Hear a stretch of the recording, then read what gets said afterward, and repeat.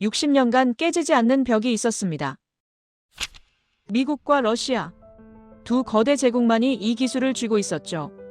다른 나라들은 감히 넘볼 수조차 없었습니다. 유럽 27개국이 힘을 합쳤습니다. 수조 원을 쏟아부었죠. 결과는 실패였습니다. 일본이 20년을 투자했습니다. 최고의 기술력을 동원했죠. 그들도 포기했습니다. 중국이 국가 총력전을 펼쳤습니다. 그들조차 넘지 못한 벽이었습니다. 불가능합니다. 전문가들이 입을 모았습니다. 한국이요? 말도 안 됩니다. 50년은 걸릴 겁니다. 세계는 비웃었습니다.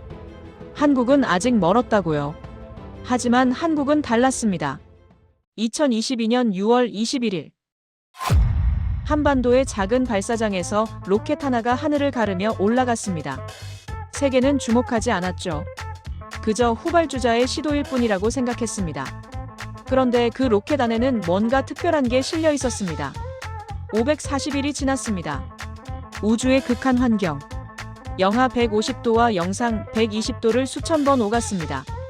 태양 폭풍이 덮쳤고 방사선이 쏟아졌죠. 그런데 놀라운 일이 벌어졌습니다. 단 한 번도 멈추지 않았습니다. 그 위성 속 장치가 말이죠. 전문가들이 데이터를 확인했습니다. 한 번, 두 번, 세 번. 믿을 수가 없었습니다. 이게 가능하다는 겁니까? 가능했습니다. 예산은 선진국의 10분의 1도 안 됐습니다. 인력은 수십 명이 전부였죠. 시설도 낡았습니다. 하지만 의지만큼은 누구보다 강했습니다. 한국이 해낸 겁니다. 60년 독점을 무너뜨린 5천만의 기적. 지금부터 그 감동의 이야기를 시작합니다. 본격적인 이야기 전에 구독과 좋아요 한 번씩 눌러주시면 더 좋은 영상 만드는데 큰 힘이 됩니다. 스푸트니크.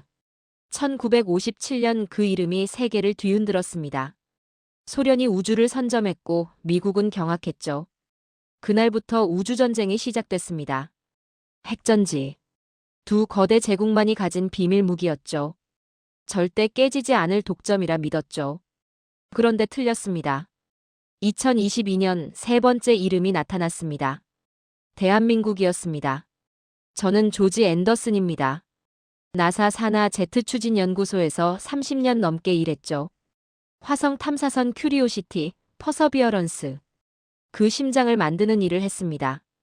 핵전지 전문가였습니다. 그리고 확신했죠. 이 기술은 미국과 러시아만 가능하다고요. 1957년 10월 4일 밤. 전 세계 라디오에서 신호음이 흘러나왔습니다. 삑삑삑. 단순한 소리였죠. 하지만 그 의미는 단순하지 않았습니다. 소련의 인공위성이 지구 위를 돌고 있다는 증거였습니다. 미국은 충격에 빠졌죠. 우주가 새로운 전쟁터가 된 겁니다. 그 순간부터 모든 게 바뀌었습니다. 달을 먼저 밟는 나라가 세계를 지배한다. 그게 새로운 룰이었죠. 미국과 소련은 미친 듯이 로켓을 쏘아 올렸습니다. 수백 기의 탐사선이 하늘을 가로질렀죠. 달, 화성, 금성, 목성. 인간이 닿을 수 없는 곳까지 기계를 보냈습니다. 저는 그 경쟁의 한복판에 있었습니다. 1980년대 초 연구소에 처음 들어갔을 때를 기억합니다. 선배 엔지니어가 제게 말했죠. 조지, 우리가 지면 미국이 진다. 농담이 아니었습니다. 우주기술은 곧 국력이었죠. 누가 더 멀리 가느냐? 누가 더 오래 버티느냐? 그게 전부였습니다. 그런데 문제가 있었습니다. 우주는 너무 춥고 너무 어둡고 태양이 없는 곳이 많았죠. 배터리요? 며칠이면 끝입니다. 태양전지판요? 태양빛이 없으면 무용지물이죠. 목성 너머는 어떻게 하겠습니까? 태양빛이 지구의 27분의 1밖에 안 됩니다. 어떻게 탐사선을 살리겠습니까? 답은 하나였습니다. 핵전지. 방사성 물질이 내뿜는 열을 전기로 바꾸는 기술이었죠. 저는 이 기술에 제 인생을 걸었습니다. 경이로운 기술이었습니다. 태양이 없어도 수십 년이 지나도 멈추지 않는 심장이었죠. 1961년 미국이 첫 핵전지를 우주에 올렸습니다. 트랜시사에이라는 위성이었죠. 소련도 뒤따랐습니다. 그 뒤로 수십 년간 단 두 나라만이 이 기술을 독점했습니다. 보이저 1호, 2호. 지금도 태양계 끝에서 신호를 보내고 있죠. 45년이 지났는데도 말입니다. 그게 핵전지의 힘이었습니다. 저는 자부심이 있었습니다. 이 기술은 특별하다고요. 아무나 만들 수 없다고요. 소재 기술, 열 관리, 방사선 차폐. 모든 게 최첨단이어야 했습니다. 플루토늄 238을 다루는 시설부터가 국가급 인프라였죠. 열을 전기로 바꾸는 열전 소자는 극한 온도, 편차를 견뎌야 했습니다. 하나라도 실패하면 수억 달러가 우주 쓰레기가 되는 겁니다. 60년간 두 나라만 성공했죠. 그게 증거 아닙니까? 다른 나라들도 시도는 했습니다. 유럽 우주국, 일본, 중국. 하지만 모두 실패했거나 포기했죠. 기술 장벽이 너무 높았습니다. 2022년까지는 그랬습니다. 어느 날 보고서 한 장이 제 책상에 놓였습니다. 한국이 우주용 열전 모듈 실험에 성공했다는 내용이었죠. 저는 웃었습니다. 열전 모듈이요? 그건 핵전지의 핵심 부품이었습니다. 한국이 그걸 만들었다고요? 말도 안 되는 소리였습니다. 믿을 수 없었습니다. 그런데 데이터가 있었습니다. 누리호 로켓에 실린 위성. 540일간 궤도를 돌며 극한 환경을 견뎠다는 기록이었죠. 섭씨 영하 150도에서 영상 120도까지 7,700바퀴를 돌았습니다. 전압 편차는 0.3% 이하였습니다. 저는 데이터를 다시 봤습니다. 그리고 또 봤습니다. 3번 확인했죠. 틀림없었습니다. 이건 진짜였습니다. 한국이 세 번째 핵전지 개발국이 된 겁니다. 미국과 러시아에 이어서 말이죠. 60년 만에 처음 있는 일이었습니다. 저는 그 순간 제가 틀렸다는 걸 깨달았습니다. 30년간 쌓아온 확신이 무너지는 소리가 들렸습니다. 어떻게 이런 일이 가능합니까? 한국은 우주기술에서 후발주자였습니다. 독자 로켓도 2022년에야 성공했죠. 그런데 핵전지 기술을 가졌다는 겁니까? 우주는 이제 두 나라만의 것이 아니었습니다. 새로운 이름이 그 목록에 올랐죠. 대한민국. 아무도 예상하지 못했던 이름이었습니다. 저는 그날 한 가지를 확신했습니다. 세상이 바뀌고 있다고요. 그리고 저는 그 변화의 시작을 목격하고 있었습니다. 저는 그 보고서를 믿을 수 없었습니다. 한국이 핵전지 기술을 가졌다고요? 말도 안 되는 소리였죠. 하지만 데이터는 거짓말을 하지 않습니다. 저는 더 자세히 알아보기로 했습니다. 2022년 6월 21일 한국의 나로우주센터에서 누리호가 발사됐습니다. 200톤의 로켓이 하늘을 찢었죠. 저는 영상을 봤습니다. 발사 순간 수십만 명이 숨을 죽였습니다. 한국인들에게 그 순간은 특별했죠. 순수 국산 로켓의 첫 성공이었으니까요. 하지만 제 눈은 다른 곳을 보고 있었습니다. 로켓 안에 실린 위성. 그 안에 뭐가 들어있습니까? 열전 모듈이었습니다. 핵전지의 핵심 부품이죠. 저는 한국 연구진의 논문을 찾았습니다. 한국항공우주연구원과 한국원자력연구원의 합작이었죠. 그들이 개발한 건 방사성동위원소 열전 발전기의 핵심 기술이었습니다. 실제 플루토늄 238 대신 전기 히터로 열원을 구현했지만 열전 변환 원리는 똑같았습니다. 왜 이런 방식을 택했을까요? 저는 이해했습니다. 방사성 물질 없이도 기술 검증이 가능하다는 걸 보여주려 한 겁니다. 영리한 접근이었죠. 위성은 궤도에 올랐습니다. 고도 700km. 그곳에서 진짜 시험이 시작됐습니다. 우주는 지옥입니다. 태양이 비출 땐 섭씨 120도까지 올라가죠. 그림자에 들어가면 영하 150도로 떨어집니다. 이 극단을 90분마다 반복합니다. 열전 모듈은 이 온도 편차를 전기로 바꿔야 했습니다. 뜨거운 쪽과 차가운 쪽의 온도 차이. 그게 클수록 전기가 많이 생기죠. 하지만 그 차이를 유지하는 게 쉽지 않습니다. 소재가 견디지 못하면 금방 망가집니다. 저는 매주 데이터를 확인했습니다. 한개월이 지났습니다. 모듈은 작동하고 있었죠. 3개월이 지났습니다. 여전히 작동했습니다. 6개월, 1년. 숫자는 흔들리지 않았습니다. 믿을 수 없었습니다. 540일 동안 7,700바퀴를 돌았습니다. 전압 편차는 0.3% 이하였죠. 출력 안정도는 98%를 유지했습니다. 이건 실험실 수준이 아니었습니다. 실전 투입이 가능한 수준이었죠. 저는 동료들에게 물었습니다. 이게 가능한 일입니까? 그들도 놀랐습니다. 한 선임 연구원이 말했죠. 조지, 한국이 뭔가 다른 접근을 한 것 같아. 우리가 놓친 게 있어. 저는 더 깊이 파고들었습니다.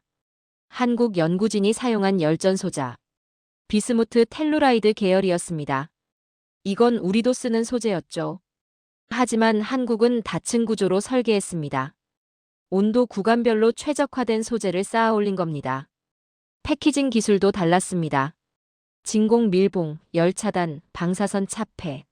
모든 게 국산 기술이었죠. 부품 하나하나를 직접 만들었습니다.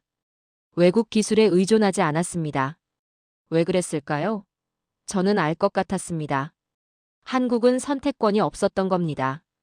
미국도 러시아도 이 기술을 팔지 않았죠. 그래서 스스로 만들 수밖에 없었습니다.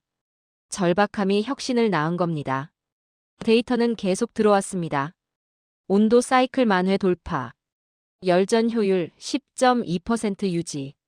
기계적 충격 시험 통과. 모든 지표가 우리 기준을 만족했습니다. 저는 보고서를 작성했습니다. 상부에 올렸죠. 한국의 열전 기술, 실용화 단계 진입. 향후 위험 요소로 분류 필요. 하지만 아무도 심각하게 받아들이지 않았습니다.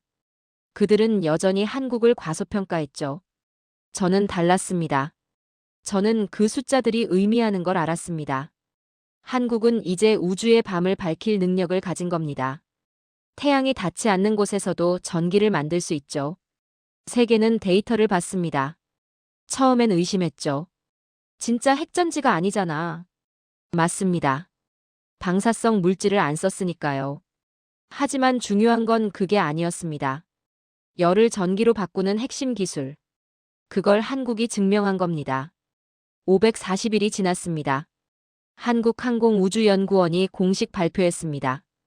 우주용 열전 모듈 장기 안정성 검증 완료. 짧은 문장이었죠. 하지만 그 무게는 엄청났습니다. 저는 그날 밤 오래 생각했습니다. 한국이 세 번째 불을 켠 겁니다. 미국과 러시아에 이어서 말이죠. 이제 우주의 심장은 세 개였습니다. 그중 하나가 한국의 것이었습니다. 태양이 없는 밤에도 그 불빛은 꺼지지 않았습니다. 저는 그 사실을 받아들여야 했습니다. 세상이 바뀌고 있었습니다. 그리고 저는 그 변화를 부정할 수 없었습니다. 저는 한국의 기술 개발 과정을 추적했습니다. 언제부터 시작됐을까요? 자료를 뒤지다가 놀라운 사실을 발견했습니다. 2010년대 초반. 한국은 이미 움직이고 있었습니다. 한국원자력연구원이 열전 기술 연구를 시작했죠. 조용했습니다. 언론도 관심 없었습니다. 하지만 그들은 멈추지 않았습니다. 10년입니다. 10년 동안 묵묵히 연구했습니다. 미국과 러시아가 수십 년간 쌓은 기술. 그걸 10년 만에 따라잡으려 한 겁니다. 미친 도전 아닙니까? 하지만 그들은 달랐습니다. 처음부터 다른 길을 택했죠. 미국과 러시아를 따라하지 않았습니다. 독자적 설계를 추구했습니다. 열전 소자부터 달랐습니다. 기존 기술은 단일 소재를 사용했죠. 한국은 다층 구조를 선택했습니다. 고온부, 중온부, 저온부. 각 구간에 최적화된 소재를 배치했습니다. 효율이 올라갔습니다. 패키징 기술도 혁신이었습니다. 우주의 진공, 극한 온도, 방사선. 이 모든 걸 견뎌야 했죠. 한국 연구진은 세라믹과 금속을 결합한 하이브리드 구조를 만들었습니다. 가볍고 튼튼했습니다. 누가 만들었습니까? 한국항공우주연구원, 한국원자력연구원, 한국기계연구원. 그리고 민간 기업들이었습니다. 소재회사, 부품 제조사, 패키징 전문업체. 모두가 한 팀이었죠. 저는 이 부분에서 감탄했습니다. 협력이었습니다. 순수한 협력이었죠. 연구소는 설계를 했고 기업은 제조를 했습니다. 서로의 영역을 존중했습니다. 기술은 공유됐고 성과는 나눴습니다. 미국은 어땠습니까? 나사가 주도했죠. 국방부가 지원했습니다. 거대한 시스템이었습니다. 하지만 느렸습니다. 의사결정에 몇 년이 걸렸죠. 한국은 달랐습니다. 작았지만 빨랐습니다. 연구진이 직접 소통했습니다. 문제가 생기면 즉시 해결했죠. 유연했습니다. 2018년 첫 프로토타입이 나왔습니다. 실험실에서 테스트했죠. 실패했습니다. 여료율이 목표치에 못 미쳤습니다. 다시 만들었습니다. 또 실패했습니다. 포기하지 않았습니다. 소재를 바꿨습니다. 구조를 수정했습니다. 100번 넘게 시도했죠. 그리고 마침내 성공했습니다. 2020년 두 번째 프로토타입이 목표 효율을 달성했습니다. 10%였습니다. 작은 숫자 같죠? 아닙니다. 이건 엄청난 성과였습니다. 미국의 초기 모델도 8%였죠. 그들은 여기서 멈추지 않았습니다. 우주 환경 테스트를 시작했습니다. 진공 챔버에 넣었습니다. 온도를 극단으로 바꿨죠. 진동을 가했습니다. 방사선을 쐈습니다. 모듈은 버텼습니다. 깨지지 않았습니다. 효율이 떨어지지 않았죠. 데이터는 안정적이었습니다. 2022년 드디어 우주로 갔습니다. 누리호에 실렸죠. 540일간의 실전 테스트. 그 결과는 세계를 놀라게 했습니다. 저는 동료 연구자들과 토론했습니다. 한 러시아 과학자가 말했습니다. 한국의 접근은 실용적이야. 완벽을 추구하지 않았어. 작동하는 걸 만든 거지. 맞는 말이었습니다. 미국과 러시아는 완벽을 원했습니다. 최고 효율, 최장 수명, 최강 내구성. 모든 걸 다 원했죠. 그래서 시간이 오래 걸렸습니다. 한국은 달랐습니다. 충분한 수준을 목표로 했습니다. 10% 효율이면 됩니다. 10년 수명이면 충분합니다.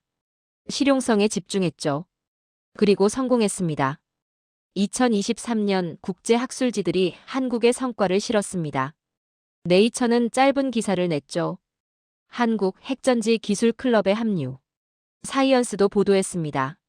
세 번째 우주전력 개발국 탄생. 세계가 인정한 겁니다. 한국은 이제 미국, 러시아와 어깨를 나란히 했습니다. 60년 만에 세 번째 이름이 추가됐죠. 저는 상부에 다시 보고했습니다.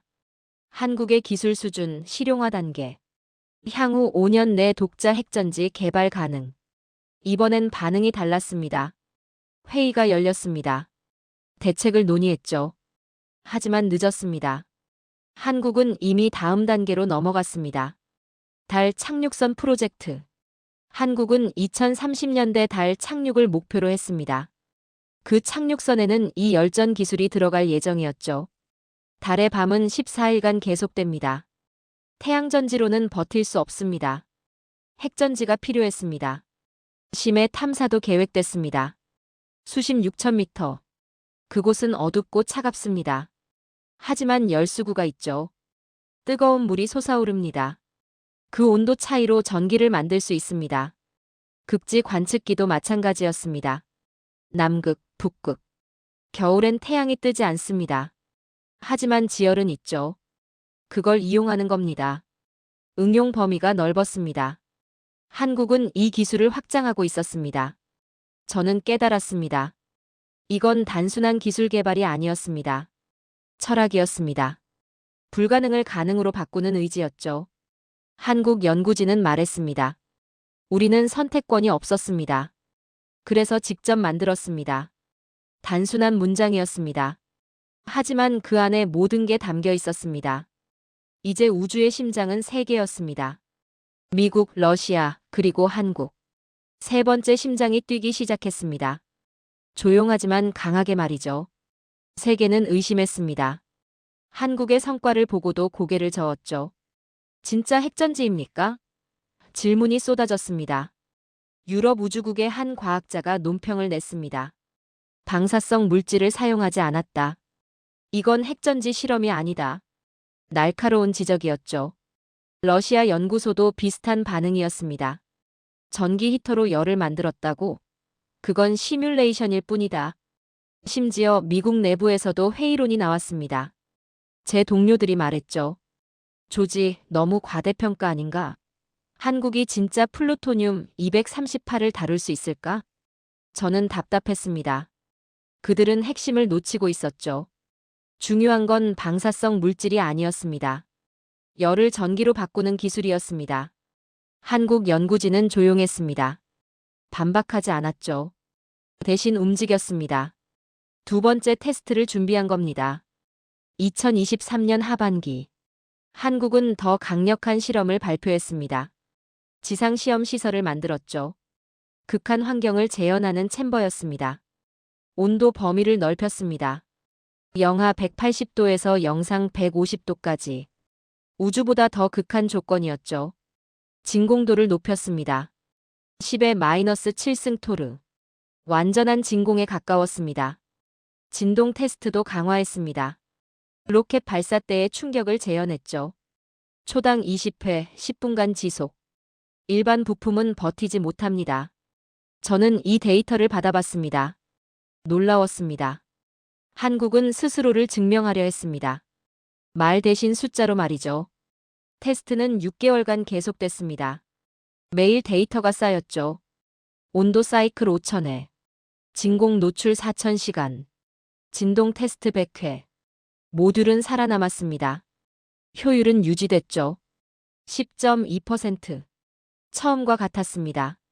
한국항공우주연구원이 중간 결과를 발표했습니다. 국제학회에서였죠. 조용한 발표였습니다. 하지만 데이터는 웅변했습니다. 반응이 바뀌기 시작했습니다. 유럽의 한 연력학 전문가가 인정했죠. 한국의 접근은 타당하다. 열전 효율만으로도 기술력을 증명할 수 있다. 일본 우주항공연구개발기구도 움직였습니다. 한국과 기술 교류를 타진했죠. 중국도 관심을 보였습니다. 하지만 여전히 의심하는 사람들이 있었습니다. 실제 플루토늄으로 해봐야 한다. 맞는 말이었습니다. 진짜 시험은 아직 남아 있었죠. 한국 연구진은 다음 단계를 준비했습니다. 실제 방사성 동위원소를 사용한 실험이었습니다. 하지만 플루토늄 238이 아니었습니다. 스트론튬 90을 선택했죠.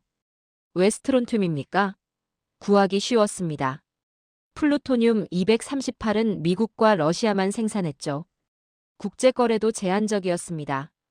하지만 스트론튬 90은 달랐습니다. 의료용으로 쓰이는 동위원소였죠.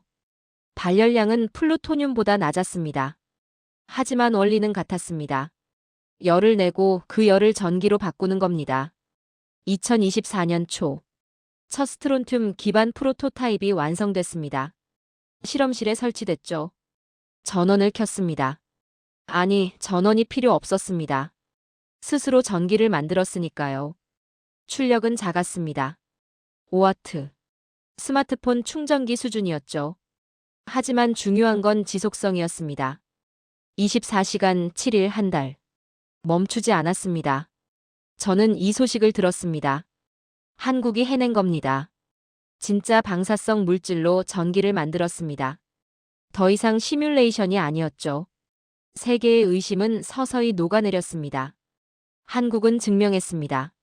말이 아니라 결과로 말이죠. 저는 인정할 수밖에 없었습니다. 한국은 진짜였습니다. 그들이 넘은 벽은 기술만이 아니었습니다. 세계의 편견이었습니다. 2024년 3월. 한국 대전의 연구소에서 세 번째 프로토타입 실험이 시작됐습니다. 저는 그 데이터를 실시간으로 받아보고 있었죠. 왜 세 번째입니까? 첫 번째와 두 번째가 실패했기 때문입니다. 완전한 실패는 아니었죠. 작동은 했습니다. 하지만 불완전했습니다. 첫 번째 모듈. 열효율이 목표에 못 미쳤습니다. 8.7%. 10%를 원했는데 말이죠. 출력도 불안정했습니다. 온도가 바뀔 때마다 전압이 흔들렸습니다. 두 번째 모듈. 효율은 올랐습니다. 9.8%. 거의 다 왔죠. 하지만 내구성에 문제가 있었습니다. 1000시간을 넘기지 못했습니다. 열전 소자가 열화됐죠. 연구진은 지쳐 있었습니다. 2년 넘게 실패를 반복했으니까요. 밤을 새웠습니다. 주말도 없었죠. 가족을 보지 못했습니다. 한 선임 연구원이 말했다고 합니다. 이제 그만하자.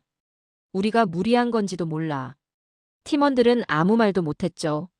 하지만 멈추지 않았습니다. 세 번째 시도를 했습니다. 마지막이라고 생각했죠. 소재를 바꿨습니다. 비스무트 텔루라이드 합금의 조성을 미세하게 조정했습니다. 0.1% 단위로 말이죠. 구조도 수정했습니다. 층간 접합 방식을 개선했습니다. 패키징도 다시 설계했습니다. 열 차단층을 추가했죠.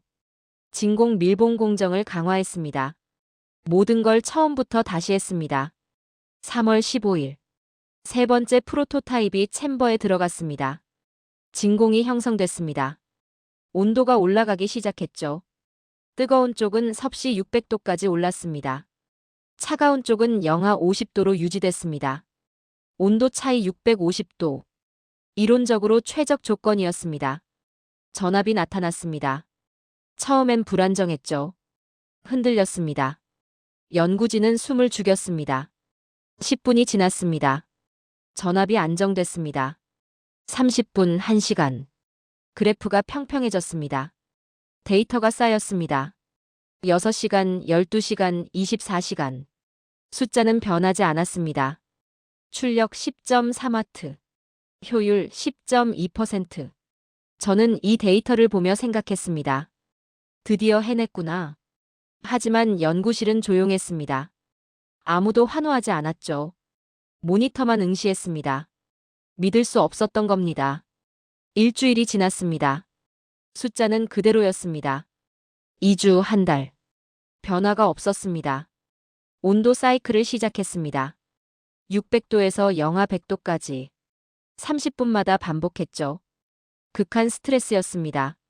모듈은 버텼습니다. 효율은 떨어지지 않았습니다. 100회, 500회, 1000회. 견뎠습니다. 진동 테스트를 추가했습니다. 로켓 발사 조건이었죠. 초당 50회 진동. 모듈은 흔들렸지만 깨지지 않았습니다. 3개월이 지났습니다. 모든 테스트를 통과했습니다. 데이터는 완벽했죠. 한국항공우주연구원이 검증에 들어갔습니다. 독립적인 평가였죠. 제3의 기관도 참여했습니다. 한국표준과학연구원이었습니다. 그들이 확인했습니다. 설계값과 일치합니다. 오차 범위 0.3% 이하. 출력 안정도 98%. 공식 보고서가 나왔습니다. 한국형 열전 모듈 실용화 기준 충족. 그날 밤 연구실에서 작은 모임이 있었다고 합니다. 술을 마셨죠. 하지만 조용했습니다. 환호 대신 침묵이었습니다. 한 연구원이 말했습니다. 우리가 해냈어요. 다른 연구원이 대답했죠. 네, 해냈습니다. 짧은 대화였습니다. 하지만 그 안에 모든 게 담겨 있었습니다. 2년간의 실패, 좌절, 포기하고 싶었던 순간들. 그리고 마침내 찾아온 성공. 저는 이 보고서를 받았습니다. 읽고 또 읽었습니다. 의심할 여지가 없었죠. 한국이 해냈습니다. 국제학회가 이 결과를 주목했습니다. 논문 요청이 들어왔죠. 한국 연구진은 데이터를 공개했습니다. 숨기지 않았습니다. 세계는 인정했습니다. 유럽 우주국이 논평을 냈죠. 한국의 열전 기술, 실전 투입 가능 수준. 러시아 과학 아카데미도 반응했습니다. 인상적인 성과다. 독자 기술로 달성했다는 점에서 의미가 크다. 미국 항공우주학회도 특집 기사를 실었습니다. 세 번째 우주전력 국가의 탄생. 한국은 이제 명실상부한 핵전지 기술 보유국이었습니다. 미국, 러시아에 이어 세 번째였죠. 저는 동료들에게 말했습니다. 우리가 틀렸어. 한국을 과소평가했어. 그들도 고개를 끄덕였습니다. 세 번째 프로토타입. 그건 단순한 기계가 아니었습니다. 한국 과학자들의 의지가 만든 결정체였죠. 실패를 두려워하지 않고 포기하지 않고 끝까지 밀어붙인 결과였습니다. 저는 그날 한 가지를 배웠습니다. 기술은 천재가 아니라 집념이 만드는 거라고요. 2022년 6월 21일. 누리호가 하늘을 가르며 올라갔습니다. 그 안에 실린 위성, 그리고 그 위성 속의 열전 모듈. 저는 그날부터 매일 데이터를 확인했습니다. 첫 일주일은 완벽했습니다. 모든 수치가 설계값과 일치했죠. 출력 안정, 온도 안정, 전압 안정. 연구진은 안도했을 겁니다. 하지만 우주는 실험실이 아닙니다. 예측 불가능한 곳이죠. 3주째 첫 변수가 나타났습니다. 태양 폭풍이었습니다. 태양에서 강력한 입자 폭풍이 날아왔죠. 위성을 강타했습니다. 저는 데이터에서 그 순간을 봤습니다. 온도가 급격히 변했습니다. 한국 연구진은 긴장했을 겁니다. 이건 시뮬레이션에 없던 상황이었으니까요. 하지만 모듈은 버텼습니다. 출력이 약간 흔들렸지만 멈추지 않았죠. 한 달이 지났습니다. 위성은 720바퀴를 돌았습니다. 극한의 온도 사이클을 720번 반복한 겁니다. 섭씨 120도와 영하 150도. 90분마다 지옥과 냉동고를 오갔죠. 열전 소자가 스트레스를 받았습니다. 소재가 팽창하고 수축했죠. 미세한 균열이 생길 수 있었습니다. 하지만 데이터는 안정적이었습니다. 저는 동료들에게 말했습니다. 한국의 설계가 견고해. 실전에서 버티고 있어. 그들은 반신반의했죠. 3개월째. 방사선 피폭량이 누적되기 시작했습니다. 우주는 방사선으로 가득합니다. 태양에서 오는 것, 은하에서 오는 것, 지구 베넬런대에서 나오는 것. 끊임없이 쏟아졌죠. 전자부품은 방사선에 약합니다. 반도체가 손상되죠. 하지만 열전 소자는 달랐습니다. 단순한 구조였으니까요. 반도체 칩이 아니라 열을 전기로 바꾸는 소재 덩어리였습니다. 그래도 영향은 있었습니다. 효율이 조금씩 떨어지기 시작했죠. 10.2%에서 10%로. 작은 변화였습니다. 하지만 연속적이었습니다. 한국 연구진은 매일 새벽 데이터를 확인했을 겁니다. 저도 그랬으니까요. 숫자가 어떻게 바뀌는지 지켜봤습니다. 불안했을 겁니다. 6개월째. 극저온 구간을 반복해서 지났습니다. 지구 그림자 속에서 태양빛이 완전히 차단될 때였죠. 온도가 영하 150도 아래로 떨어졌습니다. 금속이 수축했습니다. 접합부에 응력이 집중됐죠. 균열이 생길 수 있는 순간이었습니다. 저는 데이터를 보며 기도하듯 지켜봤습니다. 모듈은 버텼습니다. 숫자는 흔들렸지만 붕괴하지 않았죠. 9개월째. 미세운석 충돌이 감지됐습니다. 작은 먼지 알갱이였죠. 하지만 우주에서는 총알입니다. 초속 몇 킬로미터로 날아오니까요. 위성 외벽에 작은 충격이 있었습니다. 센서가 감지했죠. 하지만 모듈은 무사했습니다. 차폐 설계가 제 역할을 한 겁니다. 12개월째. 1년이 지났습니다. 8,760바퀴를 돌았죠. 4,380시간을 우주에서 보냈습니다. 출력은 초기 대비 약간 떨어졌습니다. 하지만 여전히 작동했습니다. 저는 중간 보고서를 받았습니다. 한국항공우주연구원의 문서였죠. 1년 운용 성공. 주요 성능 지표 유지 확인. 간결한 문장이었습니다. 하지만 그 뒤의 의미는 컸죠. 한국이 해낸 겁니다. 1년간 우주에서 전력을 만들어냈습니다. 18개월째. 540일이 지났습니다. 이 숫자는 특별했습니다. 우주기술 검증의 기준점이거든요. 500일을 넘으면 장기 운용 기술로 인정받습니다. 한국은 그 기준을 넘었습니다. 7,700바퀴를 돌았죠. 극한 환경을 수천 번 견뎌냈습니다. 전압 편차는 0.3% 이하였습니다. 출력 안정도는 98%를 유지했습니다. 연구진은 최종 분석을 마쳤습니다. 모든 데이터를 검토했죠. 열화 속도, 내구성, 신뢰성. 모든 항목을 평가했습니다.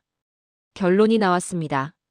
한국의 우주용 전력 모듈, 장기 안정 운용 검증 완료. 공식 발표가 있었습니다. 조용했습니다. 화려한 기자회견도 없었죠. 하지만 그 짧은 문장이 모든 걸 말해줬습니다. 540일 동안 단 한 번도 꺼지지 않았습니다. 태양이 없는 우주의 밤에도 전기는 흘렀습니다. 한국의 기술이 증명된 순간이었습니다. 저는 그 발표문을 읽으며 고개를 끄덕였습니다. 데이터는 거짓말을 하지 않았습니다. 한국이 해낸 겁니다. 매일 새벽 수치를 확인하던 연구진. 540일간 불안과 희망 사이를 오갔을 그들. 마침내 증명해냈습니다. 우주는 가혹했습니다. 하지만 한국의 모듈은 더 강했습니다. 그 불빛은 꺼지지 않았습니다. 540일 데이터가 공개됐습니다. 그날부터 세상이 달라졌습니다. 네이처가 먼저 움직였습니다. 2023년 1월호였죠. 한국, 우주전력 기술의 새로운 강자로 부상. 짧은 기사였습니다. 하지만 과학계는 주목했습니다. 사이언스가 뒤따랐습니다. 세 번째 핵전지 개발국의 탄생. 더 상세한 분석이었죠. 한국의 기술적 접근을 평가했습니다. 로이터 통신이 타전했습니다. 대한민국 미러에 이어 우주 핵전지 기술 보유국 합류. 이 문장이 전 세계로 퍼졌습니다. CNN이 방송했습니다. BBC도 다뤘죠. 한국의 우주 기술이 헤드라인을 장식했습니다. 60년 만에 처음 있는 일이었으니까요. 저는 그 기사들을 하나씩 읽었습니다. 더 이상 추격이란 단어가 없었죠. 달성, 개발, 보유. 표현이 바뀌었습니다. 국제 학술지들이 한국 연구진에게 논문을 요청했습니다. 데이터를 공유해달라고요.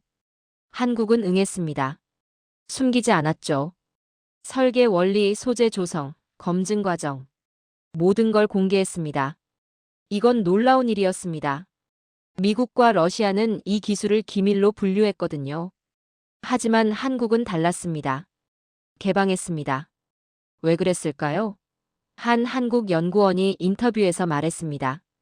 지식은 공유될 때 강해집니다. 우리는 경쟁이 아니라 협력을 원합니다. 전문가들의 평가가 쏟아졌습니다. 매사추세츠 공대 교수가 논평을 냈죠. 540일간 전력 편차 0.3% 이하. 이건 인류 탐사 기술사에 남을 기록입니다. 독일 항공우주센터 연구원도 반응했습니다. 한국의 접근은 실용적이고 효율적입니다. 우리가 배울 점이 많습니다. 프랑스 국립우주연구센터가 성명을 냈습니다. 한국의 성취를 축하합니다. 우주 탐사의 새로운 동반자를 환영합니다. 각국이 움직이기 시작했습니다. 유럽 우주국이 먼저 연락을 취했죠. 기술 협력을 논의하고 싶습니다. 공식 제안이었습니다. 일본 우주항공연구개발기구도 타진했습니다. 공동 연구 프로젝트를 진행할 수 있을까요? 인도 우주연구기구가 방문단을 보냈습니다. 한국 연구소를 직접 찾아왔죠. 여러분의 경험을 듣고 싶습니다. 심지어 러시아도 반응했습니다. 러시아 과학 아카데미가 조용히 접촉했죠. 상호 기술 교류를 검토해 볼 수 있습니다. 분위기가 바뀐 겁니다. 60년간 미국과 러시아만의 클럽이었던 공간. 그곳에 한국이 들어왔습니다. 그리고 그들은 한국을 인정했습니다. 저는 나사 내부 회의에 참석했습니다. 주제는 한국의 우주기술 부상과 대응 전략이었죠. 분위기는 진지했습니다. 한 고위 관계자가 말했습니다. 한국을 무시할 수 없습니다.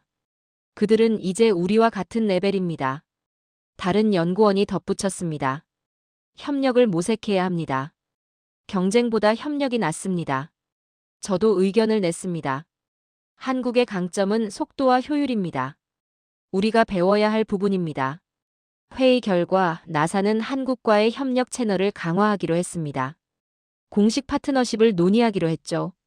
한국의 이름이 바뀌었습니다. 도전국에서 선도국으로, 추격자에서 개척자로. 세계가 인정한 겁니다. 저는 한국 뉴스를 봤습니다.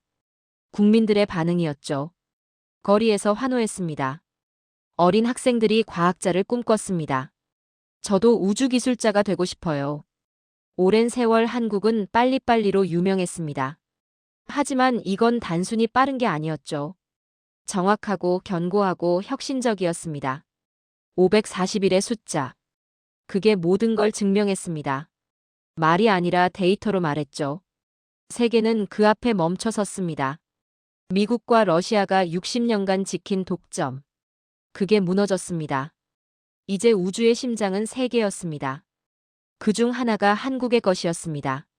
저는 그 사실을 받아들였습니다. 처음엔 믿기 힘들었죠. 하지만 데이터는 명확했습니다.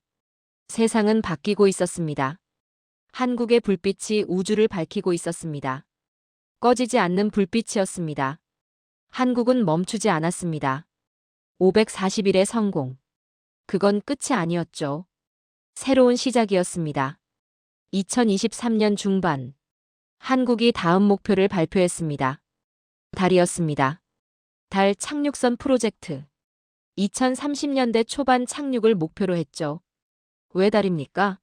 달의 밤은 14일간 계속됩니다. 지구 시간으로 2주죠. 그동안 태양이 뜨지 않습니다.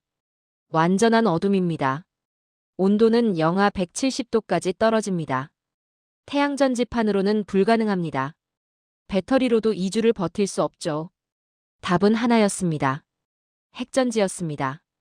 한국은 540일의 경험을 가지고 있었습니다. 우주에서 검증된 기술이었죠. 달 착륙선에 적용할 수 있었습니다. 저는 한국의 계획서를 봤습니다.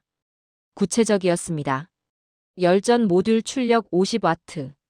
달 표면에서 10년 운용. 극저온 환경 대응 설계. 모든 게 실현 가능했습니다. 미국도 달로 돌아가려 합니다. 아르테미스 프로그램이죠. 하지만 우리도 고민이 있습니다. 달의 밤을 어떻게 버틸 것인가? 한국은 이미 답을 가지고 있었습니다. 한국의 확장은 우주만이 아니었습니다. 심해로도 향했죠. 수심 6,000m. 그곳은 태양빛이 닿지 않습니다. 차갑고 어둡죠.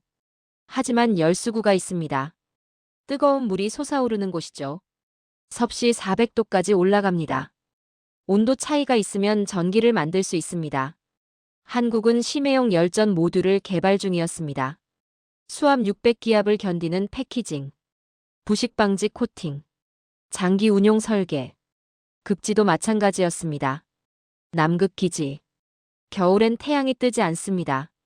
6개월간 어둠이죠. 하지만 지열은 있습니다. 그 온도 차이로 전기를 만들 수 있습니다. 무인 관측기가 극지에 설치될 예정이었습니다. 한국의 열전 기술이 들어갑니다. 태양 없이도 10년을 버틸 수 있죠. 응용 범위가 넓었습니다. 우주, 심해, 극지. 인간이 살기 힘든 곳. 그곳에서 한국의 기술이 빛을 발할 겁니다. 한국연구진은 또 다른 결정을 내렸습니다. 기술 문서 공개였습니다.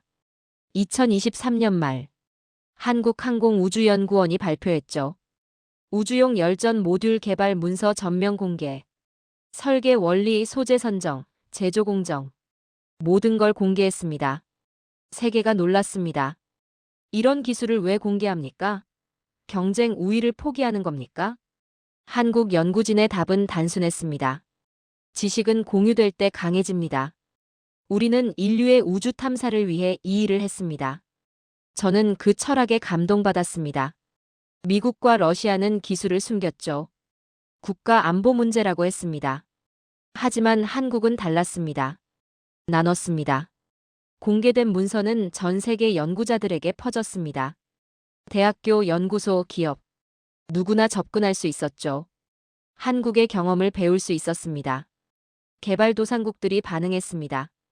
베트남, 인도네시아, 브라질. 우리도 도전할 수 있습니다. 한국이 문을 연 겁니다. 이건 단순한 기술 이전이 아니었습니다. 희망의 전파였죠. 너희도 할 수 있어.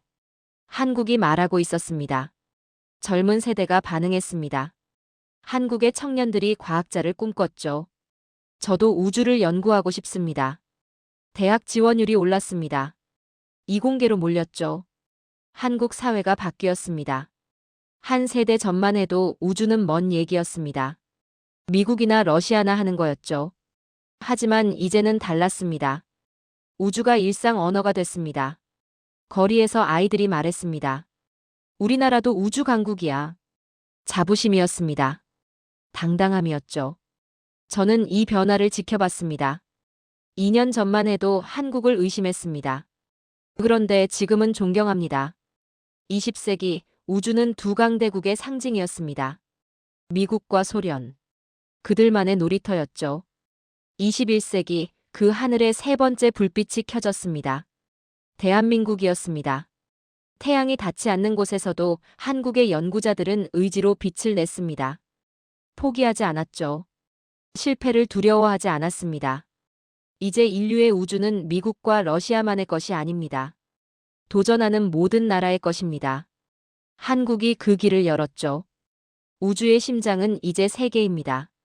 하나는 미국의 것, 하나는 러시아의 것, 그리고 하나는 한국의 것입니다. 저는 이제 압니다. 세상은 계속 바뀐다는 걸. 그리고 그 변화를 만드는 건 국가의 크기가 아니라 의지의 크기라는 걸. 한국이 증명했습니다. 불가능은 없다고. 꿈은 이루어진다고. 그리고 그 꿈의 불빛은 결코 꺼지지 않는다고. 우주를 밝히는 세 번째 심장. 그게 바로 대한민국입니다. 오늘 사연은 여기까지입니다. 좋아요, 구독은 영상 제작에 아주 큰 힘이 됩니다. 긴 영상 끝까지 시청해주셔서 정말 감사합니다.